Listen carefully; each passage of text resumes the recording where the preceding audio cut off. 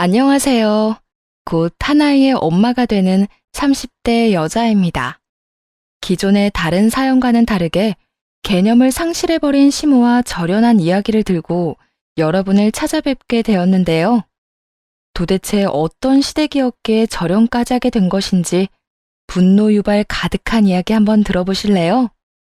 결혼할 때부터, 아니, 연애 시절부터 남편은 시모와 정이 있는 것 같진 않았어요.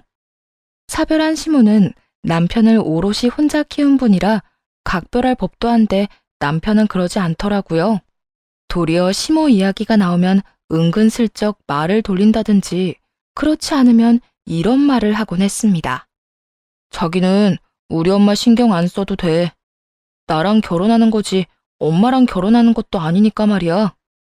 그래도 결혼하면 한 가족이 되는 건데 어떻게 신경을 전혀 안 쓸 수가 있겠어? 우리 엄마 성격 내가 잘 아는데 자기가 한번 신경 쓰고 잘하기 시작하면 끝도 없이 바랄 사람이야. 그러니까 당신은 우리 엄마한텐 신경 끄고 나하고만 잘 살아주면 돼. 우리 엄마는 내가 알아서 할게. 왜 이런 말을 하는가 의아했는데 굳이 오래 걸릴 것도 없이 상견례 자리에서 딱 알겠더라고요. 시모는 그 자리에서부터 독보적인 존재감을 드러내기 시작했어요. 마치 세상에서 자신보다 잘난 사람은 없다는 듯 굴더라고요. 종업원을 대놓고 무시하는 것도 모자라 최종 학력이며 처녀 때는 무슨 일을 했는지 현재는 무슨 일을 하는지 등등 무례한 질문들을 쏟아내며 안하무인으로 굴었죠. 정작 가장 못 배우고 가진 것도 없는 것이 시모 본인인데 말이에요. 한마디로 그저 입만 산 그런 사람이었습니다. 거기에다 상견례 자리에서 여태 한 번도 상의한 적도 없었던 합가 이야기를 꺼내더라고요. 애들 결혼하면 한 3년 정도는 제가 끼고 살면서 이것저것 알려주려고 합니다. 요즘 애들 제대로 된 음식도 하나 못하면서 시집와서는 남의 집 귀한 아들 굶기곤 하던데 난 절대 그 꼴은 못 봅니다. 전혀 이야기도 나온 적이 없는 통보라 꽤나 당황스럽더라고요.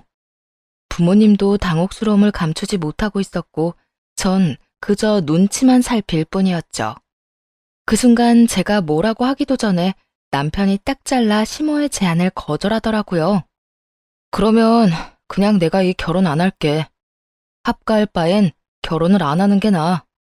뭐? 아들, 지금 너 그게 무슨 말이야? 그렇잖아. 나는 유정이 행복하게 해주려고 하는 결혼인데 엄마랑 같이 살면 유정이가 행복하겠어? 내 생각엔 그 반대일 것 같아서 말이야. 결혼하는 순간부터 지옥문이 열릴 건데 그럴 바엔 결혼 안 할래. 그냥 유정이랑 동거나 하면서 평생 연애나 하지 뭐. 뭐야? 넌 그게 손주만 기다리는 엄마 앞에서 할 이야기야? 그 말도 좀 하지 마. 우리는 이세 계획도 아직인데 엄마가 왜 손주를 바라고 있어? 엄마, 내가 미리 이야기하는데 혹시나 우리 유정이 시집살이 시킬 생각이면 애초에 그 생각 버려. 그냥 우리 둘이 잘 살게 지켜만 보란 말이야. 남편은 꽤 단호했고 시모도 그 자리에선 한 발 물러서더라고요. 한마디만 더 했다간 남편이 상견례 자리를 파토할 분위기였으니까요. 상견례 자리에서부터 대단한 성격을 보여주는 시모를 보고도 결혼을 마음먹게 된 것은 남편의 이런 모습 때문이었어요. 무슨 일이 일어나도 무조건 제 편이 되어줄 거란 그런 확신과 믿음이 있었습니다. 부모님도 그런 시모 밑에서 이런 남편이 자란 것이 신기하다고 말씀하시며 결혼하는 그 순간까지 이렇게 말씀하시더라고요. 다른 건 몰라도 네 남편은 좋은 사람 맞아, 딸. 우리는 네 남편 하나 보고 너 시집 보내는 거니까 다른 건 신경 쓰지 말고 네 남편만 믿고 잘 살아. 그러면 돼. 그렇게 많이 사랑하고 믿는 남편과 결혼을 했고 남편은 한결같은 모습으로 저를 지켜주었네요. 이렇듯 남편이 제 편만 들고 나서니 시모는 아들이 무섭긴 했나 보더라고요. 대신에 남편이 모르게 저를 괴롭혔죠. 결혼을 하고 난 후 신혼집 근처 상가에 수제 쿠키집 가게를 열었는데 시모는 그곳에 찾아와 진상을 부리더군요. 있는 친구, 없는 친구들을 다 끌고 와 계산도 하지 않고 커피 무한 리필에 쿠키와 빵은 있는 대로 다 집어가서 먹곤 했어요. 정 여사, 그런데 먹고 싶은 거 다 가져다 먹어도 되는 거야? 그러게, 우리가 이렇게 먹으면 며느리 장사는 어떻게 해? 걱정하지 말고 그냥 마음껏 먹어. 커피야 다시 내리면 되고, 이까지 간식이야 다시 만들면 되지. 우리 며느리가 손이 빨라서 다시 다 채워놓을 테니까 갈 때 싸가지고 가서 자식들 나눠주고 해. 알겠지? 아니, 우리가 괜찮다고 하니 먹긴 먹는데 이렇게 많은 거 계산은 정 여사가 하는 거야? 계산은 무슨? 세상 어느 시어머니가 며느리 가게 와서 계산을 해? 그런 걱정은 하지도 말고 마음껏 주워 먹기나 해. 이렇듯 계산은 물론 하지 않았고 다른 손님에게 팔 것도 없이 다 먹고는 주머니에까지 챙겨가니 난감하더라고요. 거기에다 얼마나 목청껏 떠들어대는지 다른 손님분들께도 민폐가 되는 지경이었죠. 어느 날부턴 시모와 그 친구들이 가게를 방문하는 날엔 들어오던 손님들도 다시 발길을 돌려버리기 일쑤였고 손해가 이만저만이 아닌 상황이었어요. 결국 돌아가는 시모를 붙잡고 이야기를 할 수밖에 없었네요. 저기 어머님, 앞으로 친구분들이랑 오시는 건 좀 자제해 주세요. 정 오시겠다면 오셔서 조금만 조용히 해주시면 감사하겠습니다. 뭐야? 너 지금 공짜 커피 간식 먹으면서 왜 그렇게 시끄럽게 구냐고 애둘러 이야기하는 거야? 완전히 틀린 말은 아니라서 아니란 말은 못하겠네요. 제가 이때껏 말을 못해서 그렇지 어머님이랑 친구분들 오시면 다른 손님들이 들어오다가도 도로 돌아가요. 그것뿐인 줄 아세요? 묻지도 않고 배달 나갈 쿠키까지 다 쓸어다 가지고 계시잖아요. 저요, 땅 파서 장사하는 거 아니에요. 이렇게 자주 와서 길게는 4시간씩 가게 장사도 못하게 방해하는데 제가 더는 참을 수가 없네요. 네가 참을 수 없으면 어쩔 거야? 여기 내 아들 돈으로 연 가게 아니니? 내 아들 돈 들여 이런 가게 사장 짓이나 하고 있으면서 나한테 그 정도도 못 해준다는 게 말이나 돼? 네가 뭐라고 하든 난 매일같이 친구들이랑 와서 놀 거니까 그런 줄 알아. 시모는 아주 큰 착각을 하고 있더라고요. 그래서 그 착각의 늪에서 시모를 꺼내주며 다신 오지 말라고도 못 박았네요. 이 가게 여는데 남편 돈 하나도 안 들어갔어요. 제가 원래 하던 가게 처분하고 여기로 옮겨온 거라서 돈이 들기는커녕 남았다고요. 그러니까 이상한 권리 내세우지 말고 다신 오지 말아주세요. 지나가시다가 잠시 들려서 커피 한 잔, 쿠키 몇 개 가지고 가시는 건 이해하도록 해볼게요. 웃기지도 않아. 내가 그 말을 믿을 것 같아? 그리고 그 말이 사실이라고 한들 내가 왜 네 말을 들어야 하는 건데? 너 뭔가 크게 잘못 생각하고 있는 것 같은데? 내가 시어머니고 네가 며느리야. 네가 나한테 이래라 저래라 할 자격이 없다. 이 말이라고. 어머님이야말로 잘못 생각하고 있는 것 같은데 제 가게는 제가 왕이에요.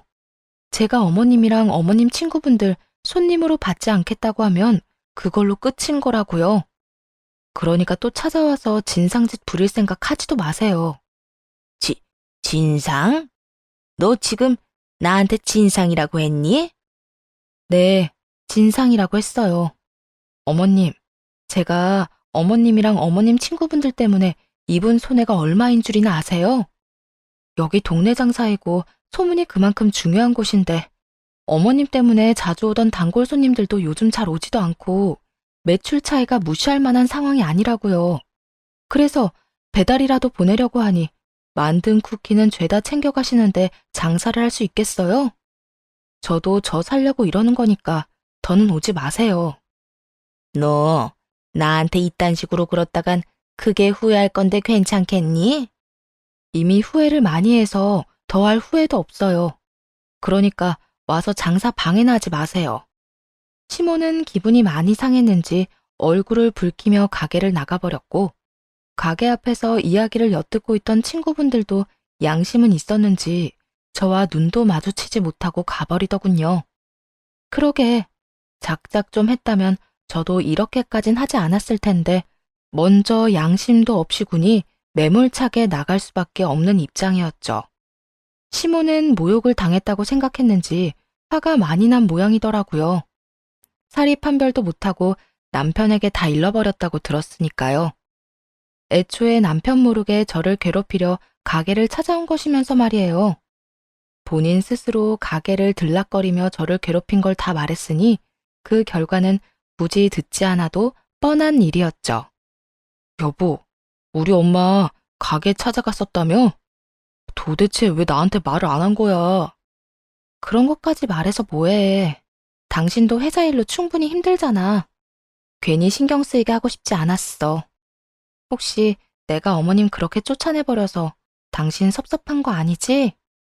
섭섭하기는. 오늘 엄마가 전화 와서 있었던 일 말하면서 하소연하길래 나도 한 소리 해줬어. 거기가 어디라고 친구들까지 찾아가서 방해를 하냐고 말이야.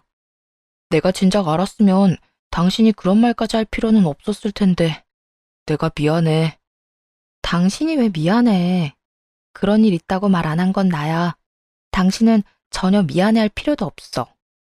당신이랑 어머님은 별개야, 별개. 그래도 내 마음은 그렇지가 않아. 오늘 엄마가 아들 낳아봤자 아무 소용이 없다고 하면서 우는 소리 하는데 그 말에 마음 아프기는커녕 당신 걱정만 되더라고. 오죽했으면 당신이 엄마를 그렇게 내쫓았을까 해서 말이야. 그런 말씀까지 하셨어? 당신이라도 좀 달래주지 그랬어. 달래주기는? 내가 거기서 엄마 편 들면 당신만 더 고달파져. 그래서 안 달래주고 뭐라고 그랬는데? 뭐라고 그러긴. 난 이제 엄마 아들 아니다. 내 마누라 남편이다. 그러니까 내 마누라 가게 가서 괴롭히지 말라고 하곤 끊어버렸지. 뭐? 나도 나지만 당신도 참 대단하다, 대단해. 그렇게 어머님한테 쌓인 게 많아? 그렇기도 하고 당신한테 함부로 하는 것도 싫어. 그리고 초장에 확실하게 해야지. 그렇지 않으면 우리 엄마는 선을 넘고도 남을 사람이야. 저 역시 시모에게 당한 것이 있으니 남편의 말뜻을 이해 못하는 바는 아니었지만 그래도 그렇지 좀 과하다는 생각이 들기도 했어요. 하지만 경험에서 우러나오는 조언은 절대 무시하면 안 된다는 것을 깨닫게 되기까지는 얼마 걸리지 않았죠. 시모와의 일이 있고 난 후 시모는 이상하다 싶을 만큼 조용하게 지내더라고요. 그러던 어느 날 시모에게 연락이 왔어요. 마치 지금까지의 일은 다 잊었다는 듯 인자한 목소리였죠. 저기, 곧 있으면 승진이 외할아버지 기일이야. 내 친정엔 제사 챙길 사람이 마땅치 않아서 이때껏 제사 같은 건 안 지냈는데 아무래도 올해부터 챙겨야겠다. 너도 승진이한테 들어서 알지? 승진이 할아버지가 얼마나 승진이 예뻐했는지. 그러니까 네가 와서 제사상 좀 준비하거라. 이번 주 주말이다.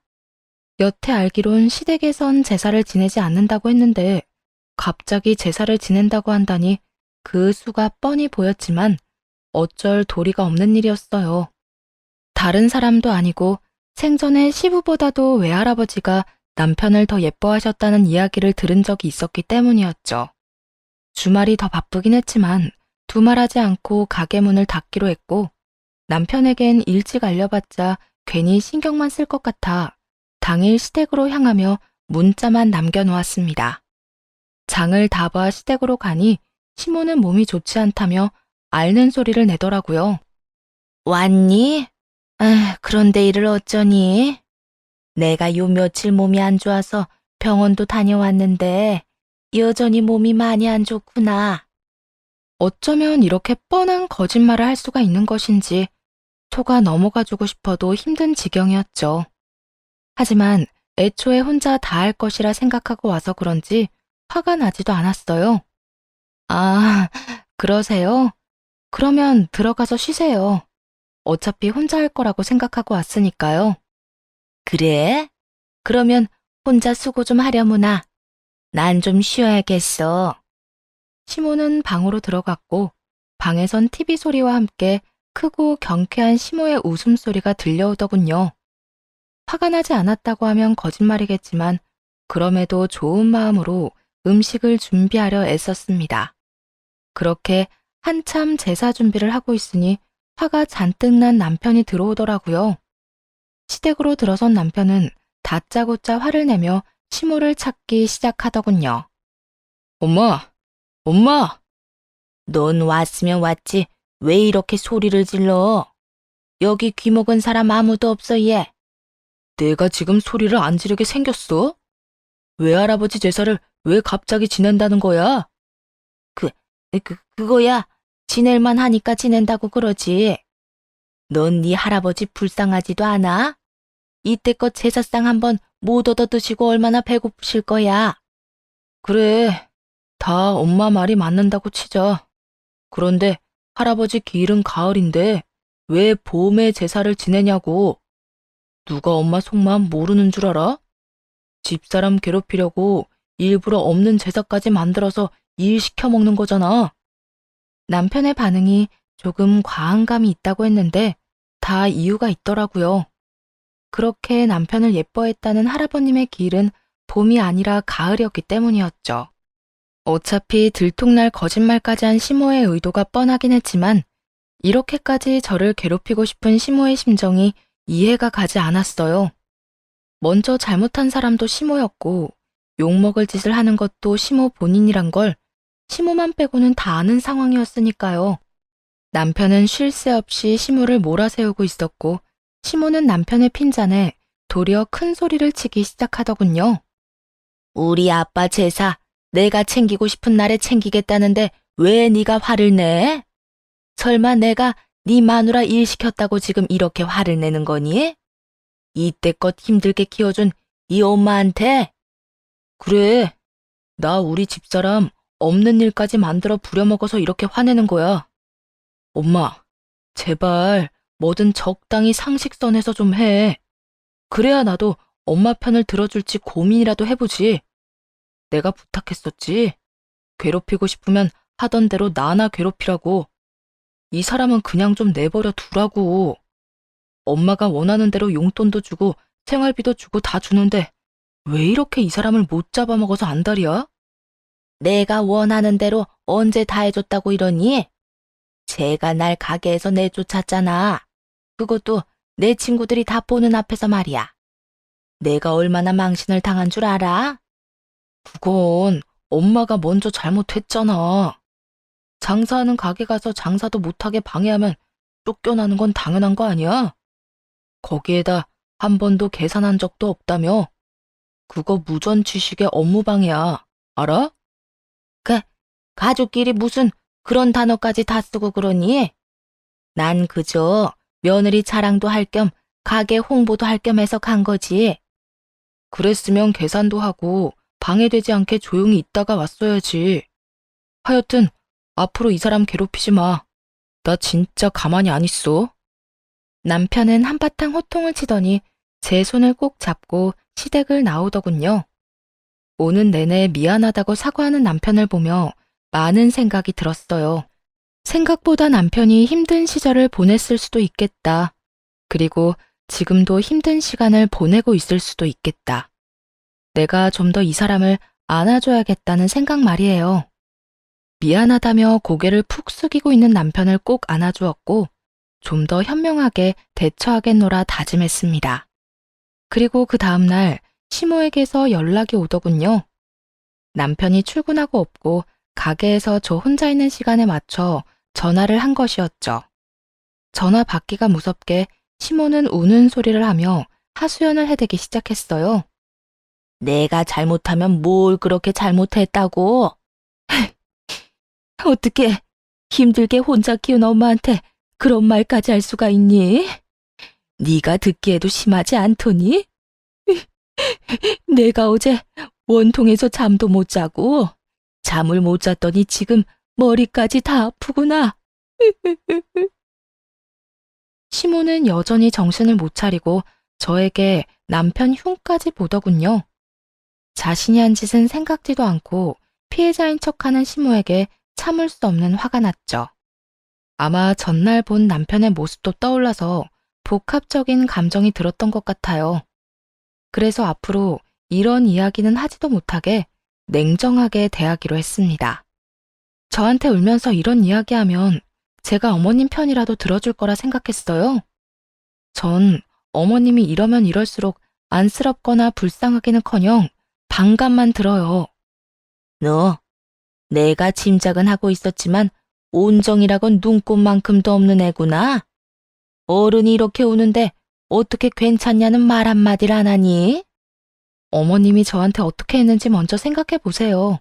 제 입에서 괜찮냐는 말이 나올 수 있는 상황인지. 전 진짜 이해가 안 되는 게 어머님은 왜 어머님이 한 행동은 전혀 생각하지도 않고 남 탓만 하시는 거예요? 새까맣게 잊은 거예요? 아니면 전혀 잘못했다고 생각하지 않는 건가요? 어느 쪽이든 둘 다 문제가 많다는 건 확실하네요. 너 지금 내 잘잘못이나 따지자고 내 전화 받았니? 이때까진 이런 말 못해서 어떻게 참았니? 이렇게 보물 터지듯이 불만이 터져 나오는데. 저도 이렇게까지 이야기할 생각 없었는데 어머님이 이러시는 거 보니 저절로 이런 말이 나오네요. 그러니까 다신 이런 용건으로 연락해서 괜히 사람 괴롭히지 마세요. 어머님이 아무리 울면서 하소연해도 이런 문제는 어머님 편들어줄 생각 전혀 없으니까요. 그래? 네가 정 그렇게 생각한다면 내가 연락은 하지 않으마. 그러면 되지? 네, 이런 연락은 앞으로 받고 싶지 않네요. 그래, 네 뜻대로 해줄 테니 후회나 하지 말거라. 할 말도 다 했고 시모에게 대답도 들었는데 불안했어요. 시모의 후회라는 말 뒤엔 항상 생각지도 못한 일들이 벌어졌기 때문이었죠. 아니나 다를까 거짓말처럼 이상한 일들이 벌어지기 시작했습니다. 어느 날부터인가 가게 앞에 유난히 쓰레기가 많아지고 개똥도 여기저기 많더라고요. 처음엔 초등학교도 있고 아파트 단지 바로 앞이니 산책하는 애완견들이 많구나 하고 생각했어요. 갑작스럽게 생겨난 쓰레기와 오물에도 대수롭지 않게 생각했던 것이죠. 그래서 가게 앞에 대형 쓰레기통과 오물을 담아갈 작은 봉지를 준비해 놓았는데도 점점 더 쓰레기와 오물의 양은 많아지기만 하더라고요. 아침 저녁으로 가게 앞을 깨끗이 쓸곤 하는데 이상했습니다. 그래서 가게 앞을 비추고 있던 CCTV를 살펴보기로 했죠. 그리고 각종 쓰레기와 시댁에서 키우고 있던 강아지의 똥을 모아 가게 앞에 뿌리는 시모의 모습을 발견하게 되었어요. 사이는 그렇게 망가졌어도 마지막 효는 다하자는 마음으로 용돈은 잊지 않고 드리고 있었는데 저딴 짓을 하며 제가 피땀 흘려 번 돈을 받아가고 있었다고 생각하니 피가 거꾸로 치솟더라고요. 쓰레기야, 좀 더 일찍 일어나서 치우면 그만이었지만 오물 냄새는 물로 씻어내도 그 특유의 냄새가 풍겨 매출에 손해를 입힐 수밖에 없었기도 하고요. 그 무엇보다 제가 아주 많이 화가 나 있다는 것이 가장 중요했죠. 그래서 곧바로 시모의 용돈을 끊었네요.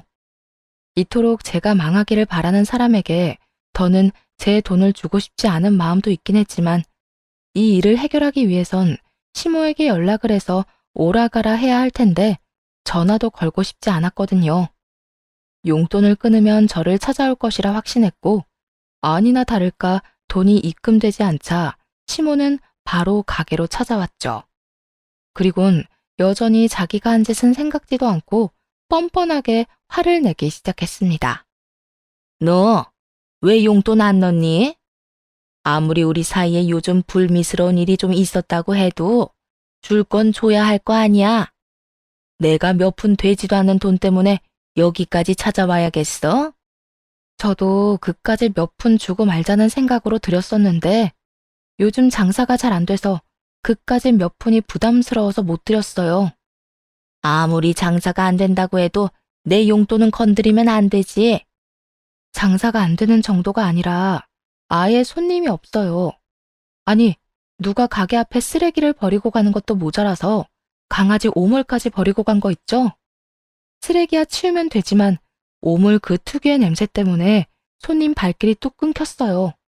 이러다 월세도 못 내게 생겼다고요. 이런 상황인데 어머님 용돈을 어떻게 드리겠어요?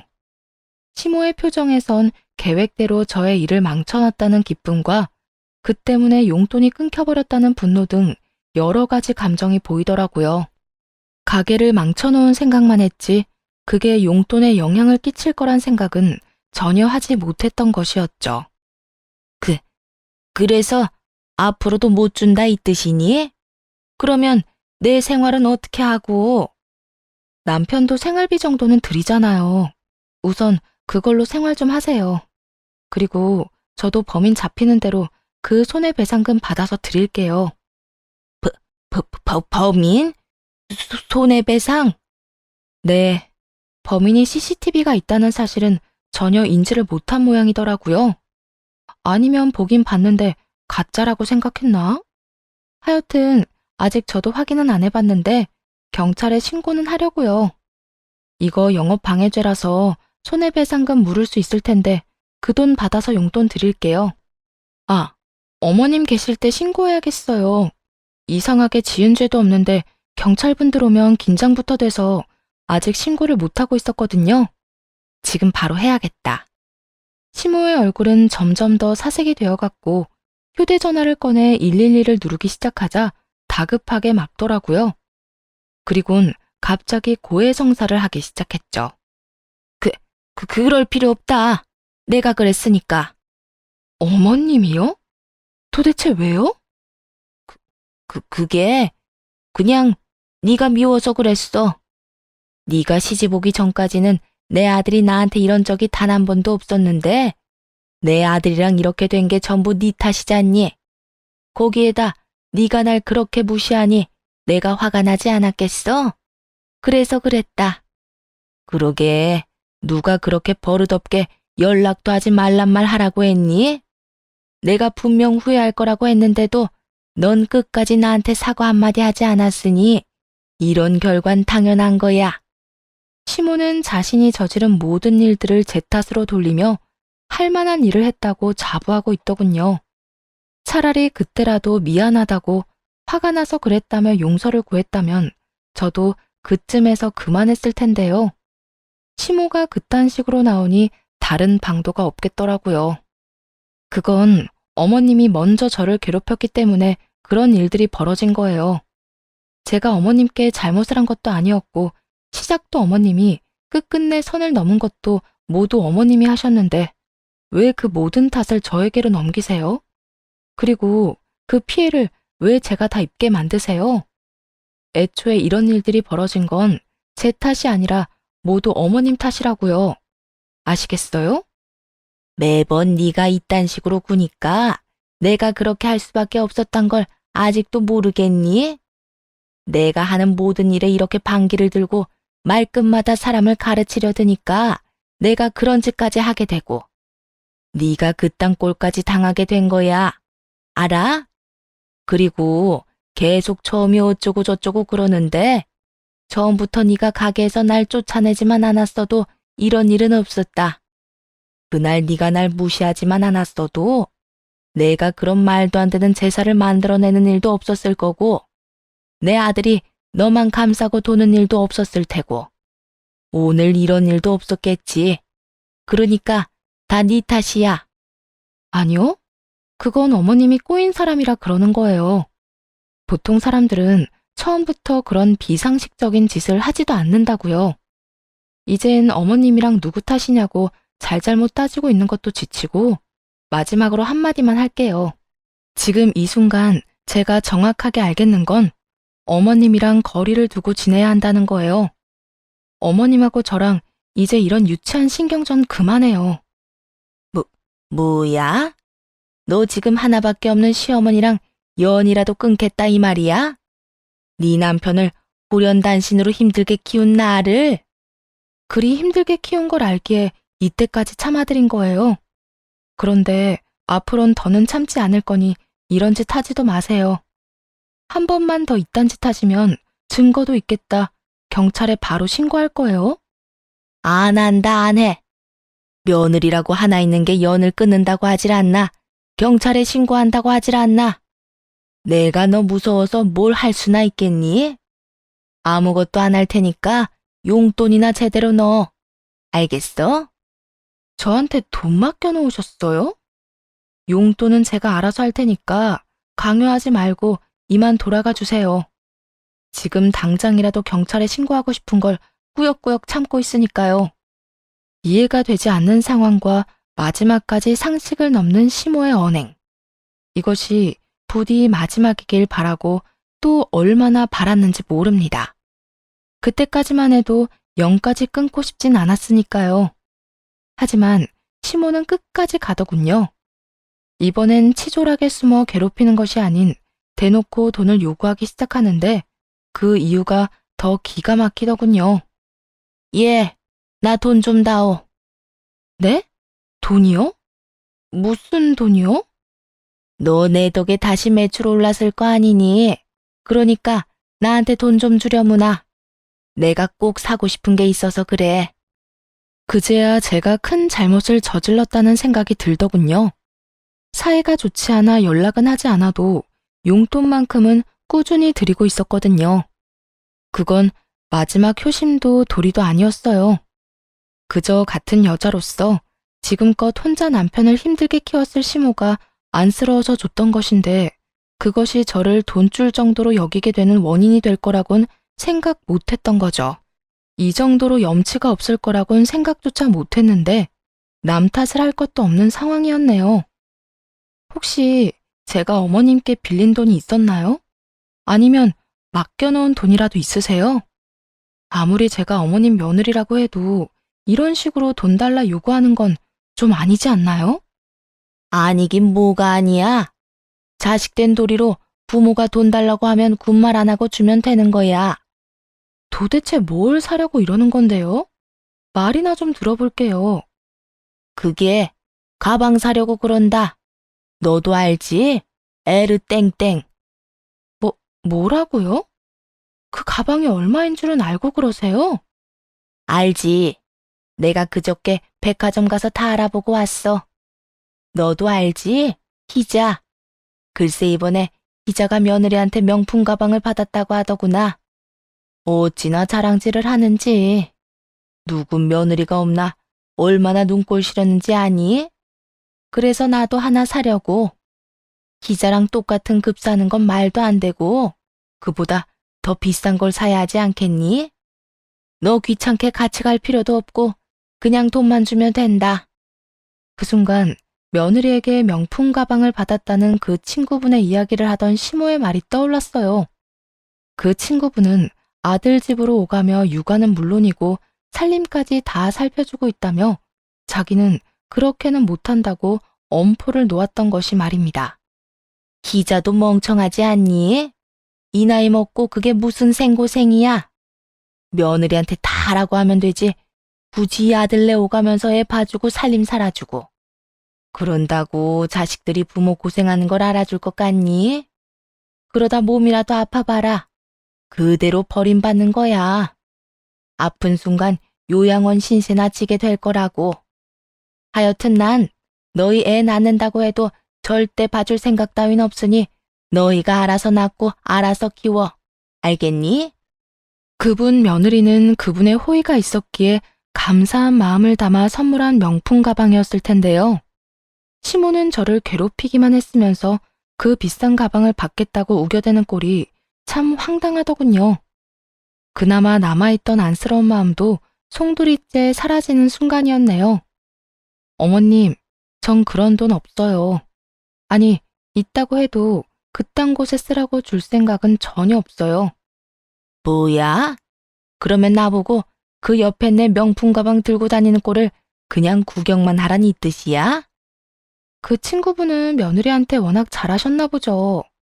그때 말하는 거 들어보니 힘든 며느리 도와주느라 날마다 아들 집에 가서 아이도 돌봐주고 집안일도 해주고 했다면서요. 그 친구분은 그렇게 도움이라도 주셨지. 어머님은 저한테 어떻게 하셨어요? 어떻게 해서든 괴롭히려고만 하고 가게 망하라고 쓰레기 투척이나 하고. 어머님 같으면 어머님한테 그런 큰 돈을 내놓고 싶겠어요? 심지어 고작 가방 하나 때문에요? 저는 절대 그런 짓 못하니까 그런 줄 알고 어머님이 포기하세요. 절대 안 된다고 하자 시모는 난동을 피우기 시작했습니다.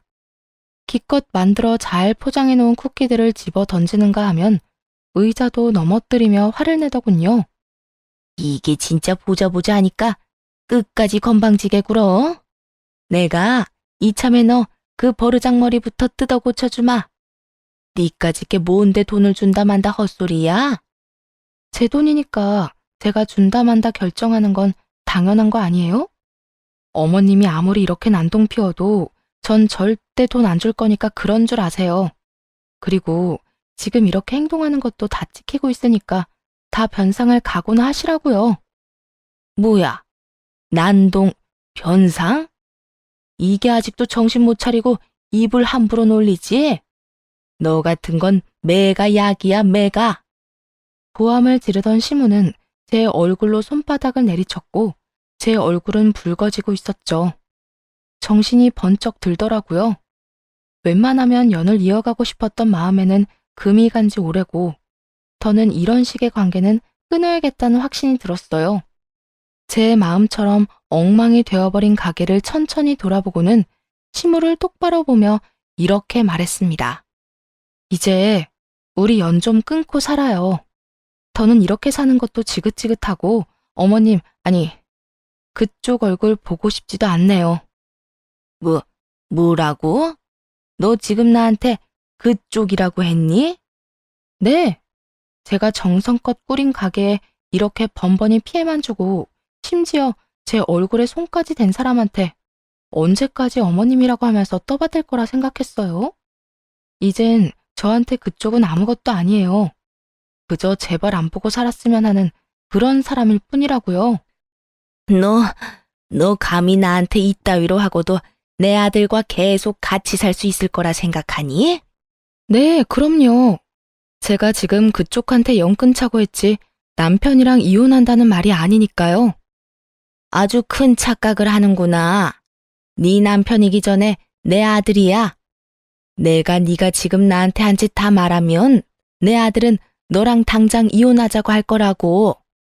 아, 그래요? 그건 두고 보면 알겠네요. 확신을 하고 있는 시모가 보는 앞에서 남편을 불렀고 상황을 전해들은 남편은 바로 가게로 오더라고요. 시모는 남편을 붙잡고 피해자인 양 하수연을 늘어놓기 시작했습니다. 아들, 글쎄 얘가 나한테 뭐라고 한 줄이나 아니? 나한테 연을 끊자고 하더라. 그것뿐인 줄 알아? 나한테 그쪽이란다, 그쪽. 어떻게 나한테 그딴 말을 할 수가 있어? 너 당장 이혼해라. 난 우리 아들이 저딴 여자랑 사는 거 보기 싫다. 내 눈에 흙이 들어가도 싫어. 엄마 말대로 우리 아들 이혼할 거지? 그럴 거지? 남편은 듣는 둥 마는 둥 하며 시모가 한껏 난동을 부려 엉망이 되어버린 가게와 빨갛게 부풀어 오른 제 뺨을 살펴보더군요. 그리곤 시모를 무섭게 바라보며 입을 열기 시작했어요. 엄마, 이 사람 때렸어? 이 가게도 이렇게 만든 거고? 그래. 내가 화가 나서 그랬어. 제가 나한테 얼마나 심하게 굴었으면 내가 이런 짓까지 했겠어? 우리 아들은 엄마 이해하지. 엄마 원래 이런 사람 아니란 거 우리 아들이 더 잘 알잖아. 시모는 여전히 당당했고 남편은 그 모습이 더욱 화가 난다는 듯 고함을 지르기 시작했어요. 엄마, 내가 좀 하지 말라고 그렇게 말했잖아. 내가 그렇게 부탁을 했는데 엄마는 그냥 가만히 있는 게 그렇게 힘들어? 그 가방이 얼마인 줄이나 알아? 한두 푼짜리도 아니고 그 가방 안 사준다고 이렇게 난동을 피우는 사람이 어딨어? 그리고 엄마가 그 비싼 가방을 받을 만한 짓은 했어? 아니, 오히려 엄마는 가방을 사들고 와서 내 아들이랑 살아줘서 고맙다고 감사 인사를 해도 모자랄 판국이야. 알아? 아들, 너까지 엄마한테 이러기야? 엄마가 뭘 그렇게 잘못했다고 이렇게 화를 내? 이 엄마가 널 얼마나 고생하면서 키웠는데 그 정도 가방이 뭐라고? 엄마가 그 정도 가방값만도 못한다고 생각하는 거야? 널 이날 이때껏 혼자 키운 이 엄마가? 제발 그 말 좀 그만해. 나 결혼하기 전에 틈만 나면 그 말하면서 나한테 돈을 얼마나 뜯어갔는지 기억 안 나? 그리고 아빠는 엄마 그 말도 안 되는 씀씀이 때문에 아빠가 엄마 빚 감당하느라 낮에는 회사 다니고 밤에는 화물차 운전하다가 결국 졸음운전으로 돌아가신 거 기억도 안 나냐고. 그만큼 뜯어가고 사람 하나 잡았으면 됐지. 왜 아직까지 정신 못 차리고 이러는 건데? 나까지 이혼시켜야 엄마 속이 후련하겠어? 꼭 그렇게까지 만들어야 엄마가 만족하겠냐고. 그간에 울분이 올라오는 듯 울먹이며 말하는 남편을 보는데 저까지 눈물이 핑 돌더라고요. 사연이 있을 거라 생각했지만 이런 사연이 있다고 생각지도 못했던 터라 마음이 아프더라고요. 저도 이렇게 마음이 아픈데 오히려 당사자인 시모는 아무렇지 않은 표정으로 콧방귀까지 끼며 도리어 화를 내더라고요. 참나, 내가 뭘 어쨌다고 그때 이야기까지 꺼내는 거야? 내가 네 아빠한테 새벽같이 운전이나 하면서 돈 벌어오라고 등이라도 떠밀었니? 아니잖아. 네 아빠가 혼자 오바해서 그렇게 돈 벌고 다니다가 사고 난 걸 왜 내 탓을 하는 거야? 그리고 너도 그래. 네가 나한테 돈을 주면 얼마나 줬다고 이렇게 고함을 질러? 누가 들으면 수백억이라도 준 줄 알겠다. 어른만 아니라면 한 대 올려붙이고 싶은 심정이었어요. 엄마라는 사람이, 아니, 사람이 어떻게 저딴 말을 아무렇지 않게 할 수 있는 것인지 화가 나더라고요. 저는 화가 나 몸이 떨려오는데 남편은 오히려 시모의 말로 인해 모든 것이 정리가 되었다는 듯 후련한 표정이더군요. 들을 말을 들었으니 더는 고민할 필요가 없다라는 얼굴이었어요. 그리곤 그 정리가 된 마음을 표현하기 시작했습니다. 나는 그래도 엄마가 날 낳아주고 날 키워줬으니까 마지막까지 엄마 놓지 않고 잘 살아보려고 했어. 그런데 더는 아니야. 난 적어도 엄마가 반성이란 걸 조금이라도 하는 줄 알았는데 지금 말 들어보니까 그것도 전혀 아니구나. 그래, 엄마 말이 다 맞는다고 치자. 엄마 말대로 엄마는 아빠 등 떠민 적도 없고 내가 엄마한테 수백억까지 주지도 못했어. 우리가 다 잘못했다고 칠 테니까 엄마랑 나 이제 그만 보고 살자. 엄마는 엄마대로 살아. 나는 나대로 살 테니까. 아들, 너 지금 그 말 진심이야? 진심이야. 난 이제 엄마랑 그만 보고 살고 싶어. 엄마가 아빠랑 나까지 망쳐놓은 것도 모자라 이 사람까지 망쳐놓는 건 절대로 못 봐. 그렇다고 엄마 하나 때문에 이 사람이랑 이혼도 절대 못하니까 엄마랑 연을 끊을 수밖에 없잖아. 앞으로 우리한테 연락도 하지 말고 찾아오지도 마. 지금껏 엄마 하는 행동 다 받아준 거랑 돈 벌기 시작했을 때부터 준 돈만 해도 낳고 키워준 값은 다 했다고 생각하니까. 엄마한테 미안한 감정도 없어. 그러니까 괜한 동정심 유발할 생각도 하지 마. 그러면 그럴수록 화만 더 날 것 같으니까 말이야. 끝내 남편의 입에선 연을 끊자는 확실한 말이 나왔고 시모는 다시 난동을 피우기 시작했습니다. 저를 향해서 말이죠. 이게 다 너 때문이야. 너 같은 게 우리 집에 시집와서 내 아들이 이렇게 변해버린 거라고. 내 아들 내놔. 내 아들 내놓으라고. 시모의 난동에 남편은 다시 시모에게 화를 내려고 했지만 전 그런 남편을 말렸어요. 그리곤 제가 나서 시모의 입을 막아버렸죠. 못 들었어요? 그쪽 아들이 그쪽 말고 나랑 산다고 하잖아요. 그러게, 뭐든 적당히 좀 하지 그랬어요. 얼마나 아들을 못 살게 굴었으면 하나뿐인 아들이 이렇게까지 하겠냐고요. 난 아무 잘못도 하지 않았어. 이 모든 게 다 네가 내 아들을 홀려서 이런 거라고. 아직도 모르겠어요? 내가 아니라 그쪽이 이 모든 상황을 만든 거예요.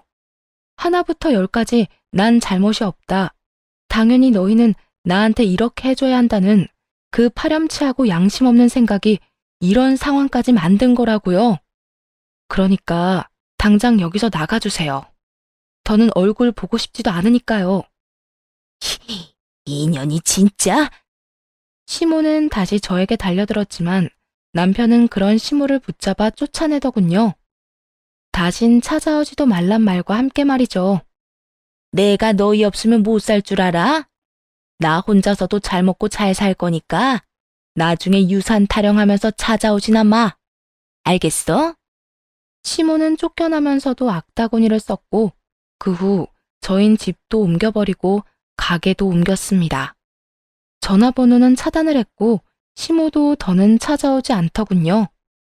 그리고 들어오는 이야기엔 시모는 하나 남은 시댁을 팔아 잘 먹고 잘 살고 있다고 하더군요.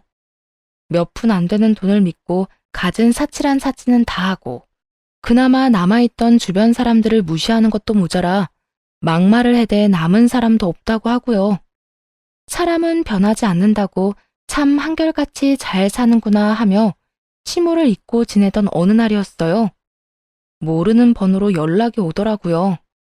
병원이었어요. 시모가 몸이 좋지 않아 병원에 입원해 있는데 간호가 필요한 상황인가 보더라고요. 그러면서 시모가 남편과 저를 찾는다고요. 고민 끝에 남편에게 모든 사실을 알리기로 했어요. 아무래도 제가 결정할 문제는 아니라고 생각했으니까요.